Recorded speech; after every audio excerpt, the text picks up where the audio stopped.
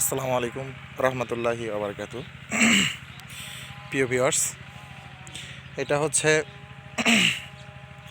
1121 জাতের বাসমতি ধান, যেটা আমি হচ্ছে হায়দ্রাবাদ ইন্ডিয়ান একটা বীজ সংগ্রহ করেছি আমি অনেক কষ্ট করে।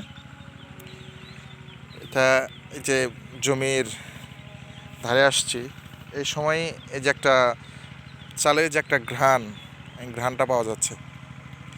আপনাদের যদি একটু দেখাই দেখতে পারবেন। এই যে দেখেন কত চিকন,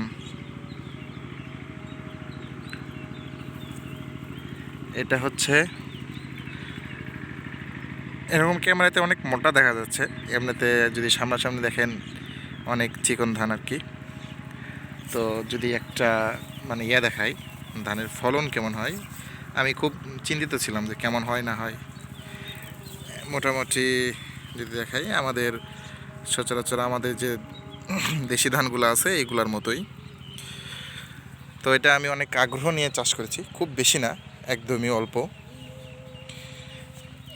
বেশি করি নাই আর কি। আমি হচ্ছে একটু ভয়ে ছিলাম যে কেমন হয়। এটা তো আমি দেখি নাই। এখানে 6% জমির মধ্যে 6% জমির মধ্যে আর কি এই ধানটা করেছি। মোটামুটি ফুল ঝরে যাচ্ছে আর কি, ধান অলরেডি চলে আসতেছে। কিছু কিছু ধানের যে ওজনের কারণে যে একটু মাথাটা হেলে পড়ছে। তো যাই হোক, আপনারা দেখতে পাচ্ছেন এটা অনেকে বাংলা বাসমতিও বলে। ফুলের কারণে মাথাটা বাঁকা দেখা যাচ্ছে, বাংলা বাসমতি মাথা নাকি বাঁকা। তো যাই হোক, অনেকে হচ্ছে বৃধান 50 বলে। আমি যখন নিয়ে আসলাম আমাদের গ্রামের কিছু লোকজন বলছিল যে এটা হচ্ছে বৃধান 50। তো আমি এটা যাচাই বাছাই করতে যাই না, কারোর সাথে তো আর কেউ যায় নাই। তো আমি এটা যেহেতু বাইরে থেকে সংগ্রহ করছি, আমি অনেক কষ্ট করে এটা সংগ্রহ করছি আর কি। এখন যদি সে আমার সাথে প্রতারণা করে বৃধান 50 আমাদের দেশীয় বাসমতি দিয়ে থাকে, তাইলে ও আমারে ঠকাইছে। কিন্তু আমি বিশ্বাস করি যে এটা বাসমতির মতোই।